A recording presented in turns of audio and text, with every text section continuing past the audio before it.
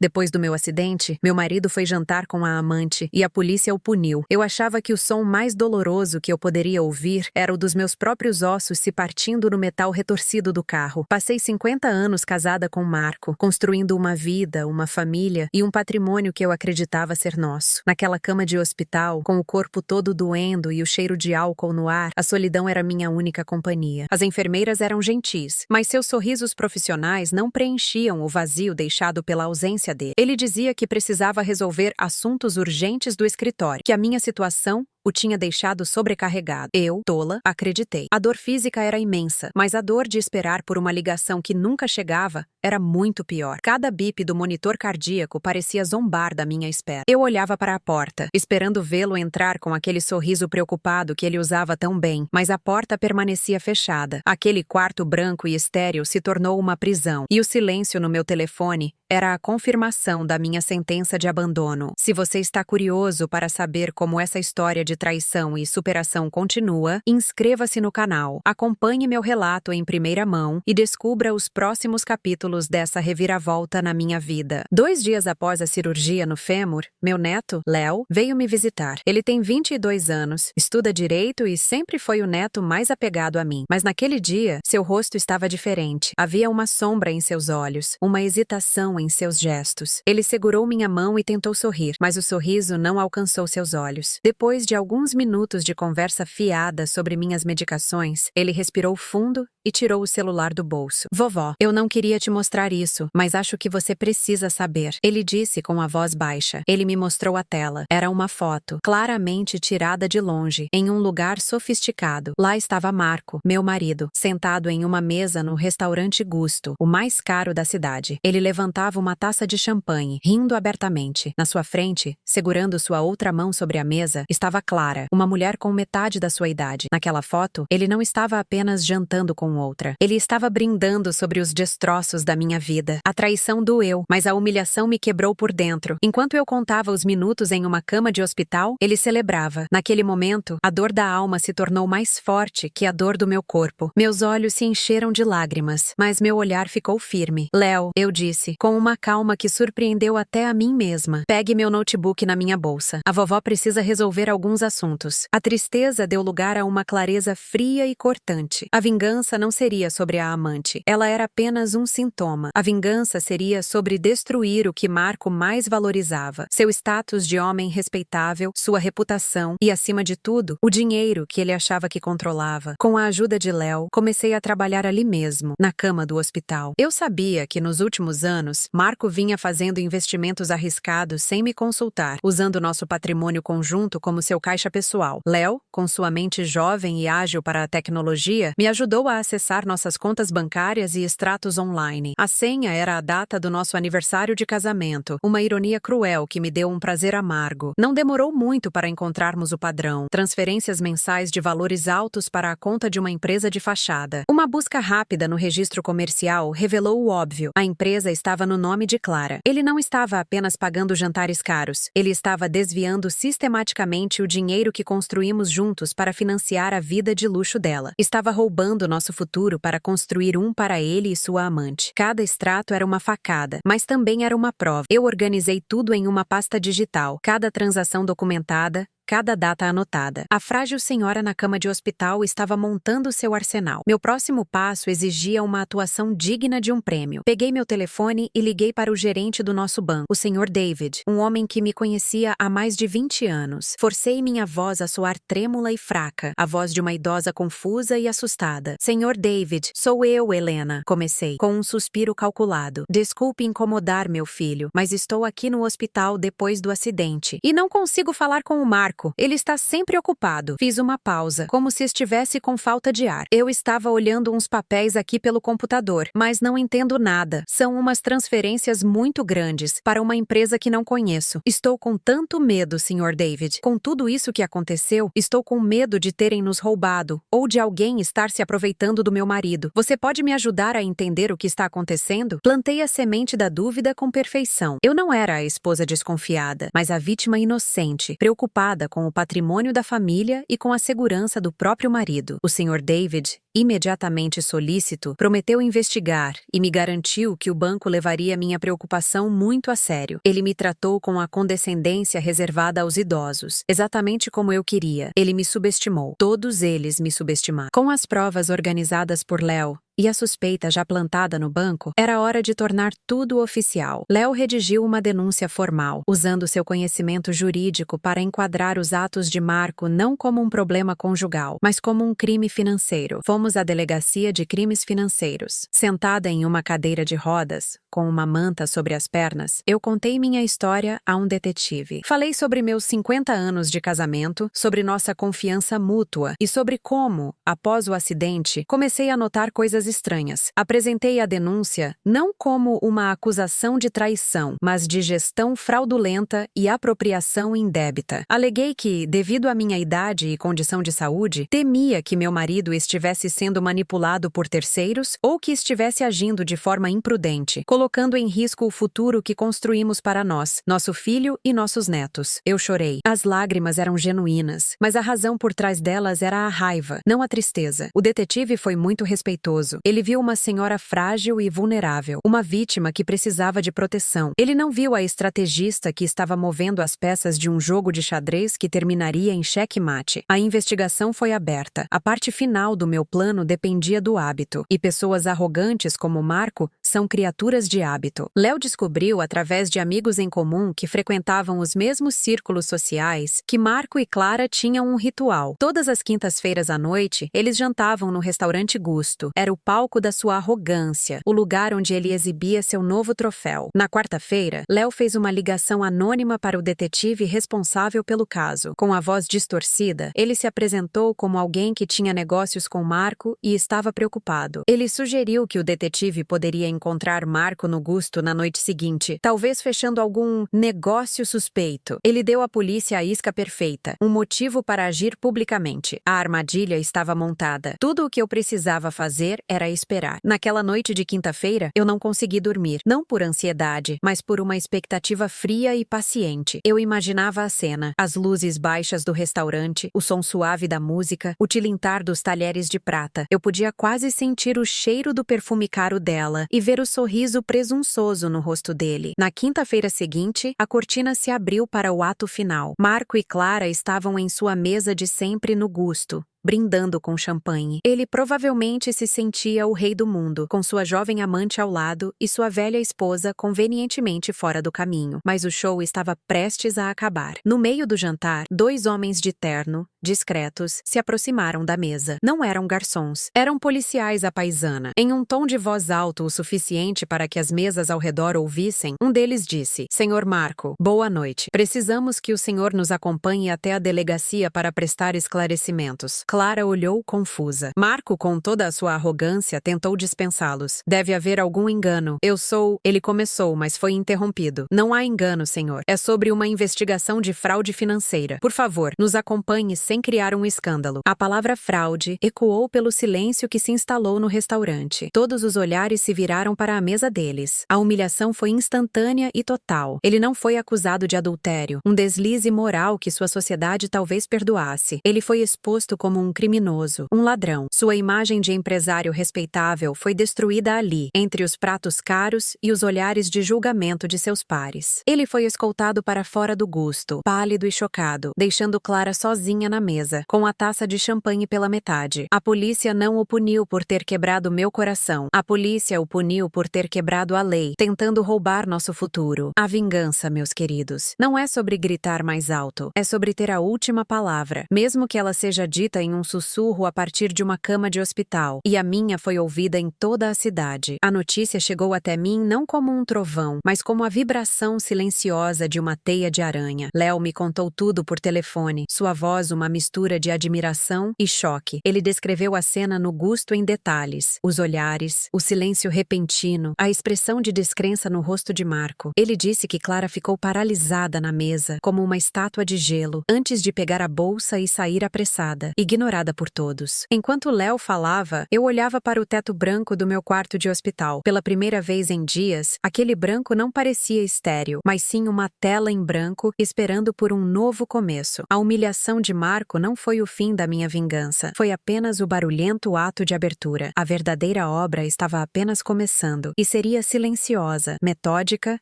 e completa. O telefone do meu quarto começou a tocar no dia seguinte. Eram as esposas dos amigos de Marco, as mesmas mulheres com quem eu tomava chá e compartilhava confidências. Suas vozes pingavam uma falsa preocupação. Benedita, querida, que coisa terrível. Estamos rezando por você e pelo Marco. Deve ser um mal-entendido terrível. Eu ouvia pacientemente, respondendo com uma voz fraca, a mesma que usei com o Sr. David. Obrigada, querida. É tudo tão confuso. Estou tão assustada. Cada palavra era uma peça que eu movia no tabuleiro. Eu não era a esposa vingativa. Eu era a pobre vítima, abandonada e confusa, digna de toda a compaixão. Eles não viam a rainha, apenas um peão ferido. E era exatamente isso que eu queria. Deixei que a fofoca fizesse seu trabalho, espalhando a versão da história que eu mesma tinha criado. Marco foi liberado na manhã seguinte, mas sua liberdade tinha um preço alto. Léo me informou que ele teve que pagar uma fiança significativa e que seus passaportes foram retidos.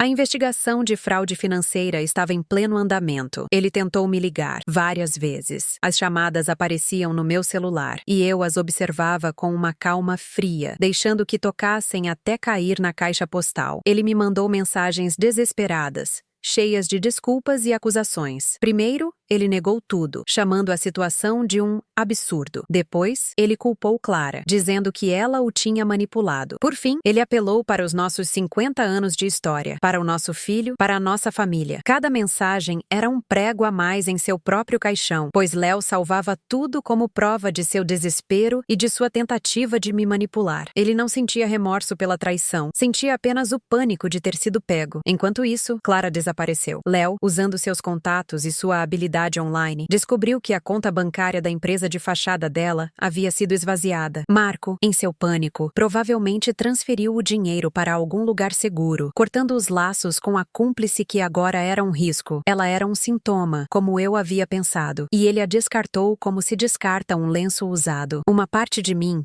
sentiu uma ponta de pena por ela, uma jovem que se vendeu por luxo e acabou com nada. Mas essa pena durou pouco. Ela fez sua escolha ao brindar sobre a minha dor. Agora, ela estava colhendo as consequências. Minha luta não era com ela. Minha luta era para recuperar o que era meu por direito. O próximo passo foi legal. Léo me ajudou a contatar um dos melhores advogados da cidade, um homem chamado Sr. Peterson. Ele veio me ver no hospital. Era um homem sério, de olhar penetrante. Eu não usei minha voz frágil com ele. Apresentei os fatos com clareza, mostrei a pasta digital que Léo havia organizado, com cada transferência, cada extrato, cada prova do desvio sistemático do nosso patrimônio. O Sr. Peterson me ouviu sem interrupções. Quando terminei, ele ajustou os óculos e me olhou com um novo tipo de respeito. Senhora, ele disse, isto não é apenas um caso de divórcio. Isto é um caso criminal claro. Vamos garantir que a senhora recupere tudo e que ele responda por cada centavo desviado. Naquele momento, eu soube que tinha o general certo para a minha guerra. A parte mais difícil foi falar com meu filho,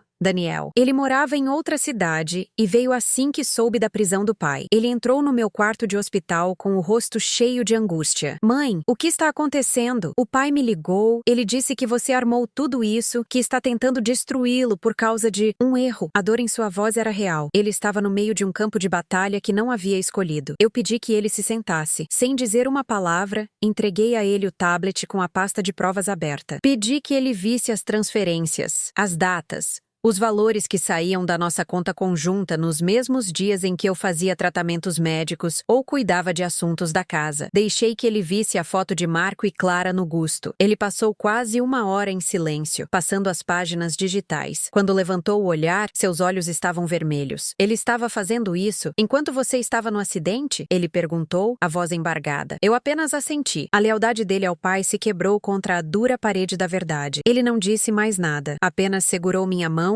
e ali ficou, em silêncio, ao meu lado. Uma das enfermeiras que cuidava de mim com mais frequência, uma moça gentil chamada Naquela, entrou no quarto para verificar meus sinais vitais. Ela me viu segurando a mão do meu filho e sorriu com compaixão. A senhora tem uma família que a ama muito, ela disse suavemente. Eu sorri de volta, um sorriso genuíno. Sim, eu tenho, respondi, olhando para Léo, que tinha acabado de chegar. A minha verdadeira família estava ali. Marco havia escolhido se remover dessa equação. Naquela semana, com a ajuda do Sr. Peterson, congelamos todas as contas conjuntas e demos entrada no pedido de divórcio litigioso com a acusação de fraude como peça central. A cada documento assinado, eu sentia um peso sendo retirado dos meus ombros. Eu estava podando os galhos podres da minha vida para que o resto pudesse florescer. A dor no meu fêmur ainda existia, mas era uma dor limpa, uma dor de cura. A dor da traição estava sendo substituída pela força da minha própria determinação. Da janela do meu quarto, eu via a cidade lá fora. Ela não parecia mais tão grande ou assustadora. Parecia apenas um lugar onde eu estava prestes a construir uma nova vida, nos meus próprios termos. Marco achou que me deixou para morrer em uma cama de hospital. Mal sabia ele que foi naquela cama que eu renasci. As semanas no hospital se transformaram em um mês. Minha perna se curava lentamente, mas minha mente trabalhava em alta velocidade. Cada sessão de fisioterapia era um passo literal para longe de Marco